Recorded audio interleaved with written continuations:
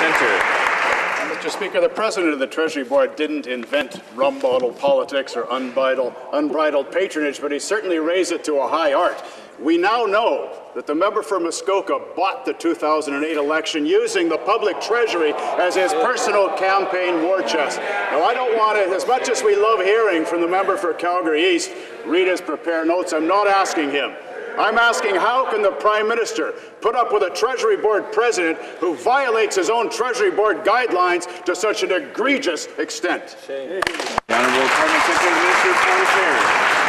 Mr. Speaker, this kind of mud-wrecking by the opposition was rejected in the last election. Mr. Speaker, let me be clear. The facts have not changed, Mr. Speaker. This issue has been thoroughly aired. The Auditor General had all the government information, Mr. Speaker. This government is, Mr. Speaker, is focused on what matters to Canadians. That is the job and the economy. Thank you, Mr. Speaker. For Winnipeg Centre.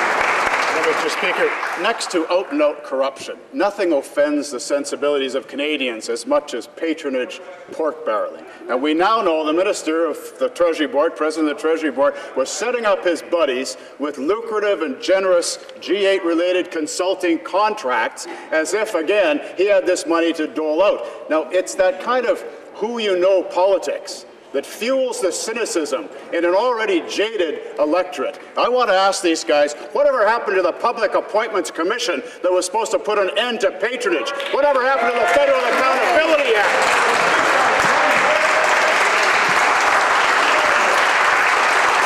The Honourable Parliamentary Secretary. Well, maybe, Mr. Speaker, he should see his voting record and find out how they voted against him. He will get the answer that he was asking. But the fact, Mr. Speaker, the facts have not changed, Mr. Speaker.